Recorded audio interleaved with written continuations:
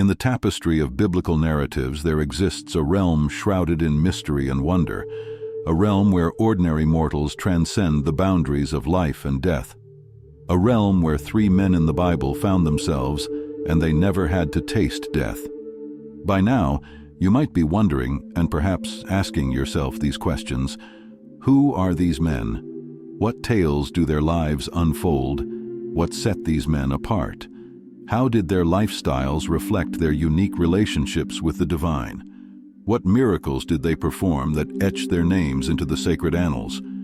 Join us on an intricate journey as we unravel the enigmatic tales of these three figures, exploring the depths of their faith, the miracles that marked their existence, and the spiritual truths that resonate through their mysterious stories.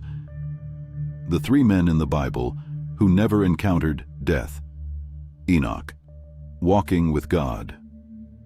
The story of Enoch is found in the early chapters of the book of Genesis, providing a glimpse into a man who walked with God and then was no more, for God took him, Genesis 5:24.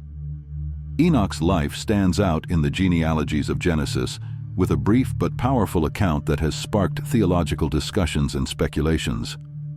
Enoch was the great-grandfather of Noah, living in a time when humanity's wickedness was on the rise.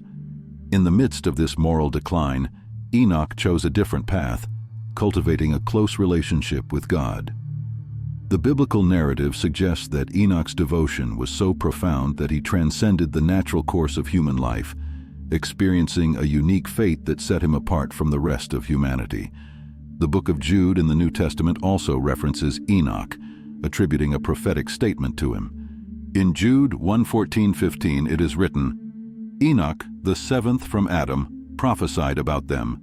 See, the Lord is coming with thousands upon thousands of his holy ones to judge everyone, and to convict all of them of all the ungodly acts they have committed in their ungodliness, and of all the defiant words ungodly sinners have spoken against him." This reference adds to the mystery surrounding Enoch's life, as it implies that his spiritual insights extended beyond his earthly existence. Elijah, taken up in a whirlwind. Elijah's story begins in the small village of Tishbe in Gilead, during a time of political and spiritual turbulence in ancient Israel. With no introduction to his background or family, Elijah emerges onto the biblical stage with a powerful message. As a prophet, his primary role was to confront the rampant idolatry and apostasy that plagued the land. One of Elijah's most well-known miracles is the declaration of a severe drought upon the land, as recounted in 1 Kings 17:1. Confronting the wicked king Ahab, Elijah boldly proclaims, "As the Lord, the God of Israel, lives, whom I serve, there will be neither dew nor rain in the next few years, except at my word." This divine pronouncement serves as a testament to the authority and power vested in Elijah by the Almighty. During the drought, God directs Elijah to a widow in the town of Zarephath, a place outside Israel's borders. In an incredible display of faith, the widow follows Eliah's instructions to provide for him first, despite her dire circumstances. In return, her meat, flour, and oil supply miraculously never run out, sustaining both her and Elijah throughout the prolonged drought. One of the most iconic events in Elijah's life unfolds on Mount Carmel, 1 Kings 18. Elijah gathered the people of Israel and the prophets of Baal on Mount Carmel. He challenged the prophets of Baal to prove the legitimacy of their God by calling down fire upon an altar. 2 altars were built, one for the prophets of Baal and one for Elijah. Each group would place a bull on the altar, but no fire would be lit.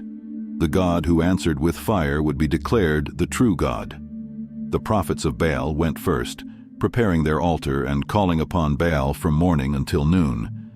They danced, shouted, and even cut themselves in a desperate attempt to elicit a response. However, there was no answer from Baal. Elijah began to mock the prophets of Baal, suggesting that perhaps Baal was asleep or on a journey. He encouraged them to cry louder, but there was still no response. Elijah then repaired the altar of the Lord that had been broken down. He arranged the wood, placed the bull on it, and had the people pour water on the sacrifice. making it even more challenging for fire to ignite. Elijah prayed to the Lord, asking for a visible manifestation of his power. In response to Elijah's prayer, the Lord sent fire from heaven that consumed the sacrifice, the wood, the stones, and even the water in the trench around the altar. The people witnessed the undeniable power of the true God. Seeing this miraculous display, the people fell on their faces and declared, "The Lord, He is God. The Lord, He is God." Elijah seized the opportunity and ordered the execution of the prophets of Baal.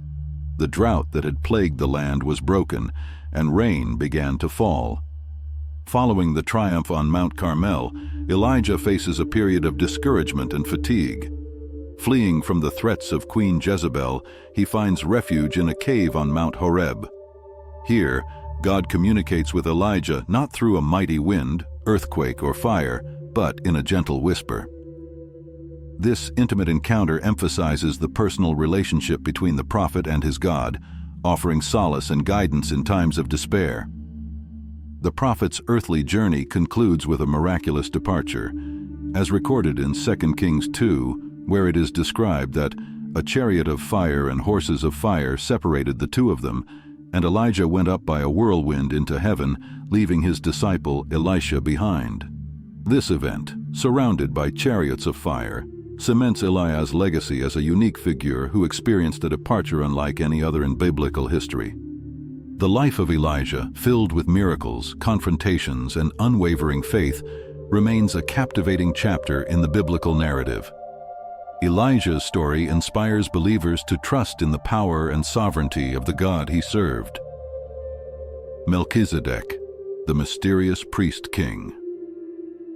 The first mention of Melchisedek appears in Genesis 14:18-20, where he is described as the king of Salem and a priest of the Most High God. During a critical moment in Abraham's life, following a victorious battle, Melchisedek meets Abraham and blesses him. Significantly, Melchisedek brings out bread and wine, setting the stage for a sacred communion. The use of bread and wine in this encounter has later been noted as a precursor to the Christian sacrament of the Eucharist. Melchizedek's priesthood is distinct from the Levitical priesthood established later in the Old Testament. The book of Hebrews expounds on this, presenting Melchizedek as a priest-king without lineage, transcending the limitations of the Levitical order. Hebrews 7:3 describes Melchizedek as having no beginning or end of his life, symbolizing a timeless priesthood, a concept that has sparked theological discussions and interpretations throughout centuries. In Genesis 14:19-20, Melchizedek blesses Abraham, saying, "Blessed be Abram by God Most High, creator of heaven and earth, and praise be to God Most High, who delivered your enemies into your hand." The mysterious figure of Melchizedek reappears in the New Testament, particularly in the book of Hebrews. The author of Hebrews draws parallels between Jesus Christ and Melchizedek, presenting Jesus as a high priest in the order of Melchizedek. This comparison underscores the eternal nature of Christ's priesthood and establishes Melchizedek as a precursor to the ultimate high priest. The life of Melchizedek stands as a testament to the depth and richness of biblical narratives. His mysterious presence, marked by a unique priesthood, a symbolic communion of bread and wine, and a profound blessing, transcends the boundaries of time. As we delve into the accounts of these three men who never died, let us approach their stories with reverence, acknowledging the mystery that surrounds their lives and recognizing the deeper spiritual truths that resonate through the pages of sacred scripture. In the end, the narratives of Enoch, Elijah, and Melchizedek invite us to explore the infinite depths of faith, reminding us that God's ways are beyond our understanding, and His mysteries are woven into the very fabric of our existence.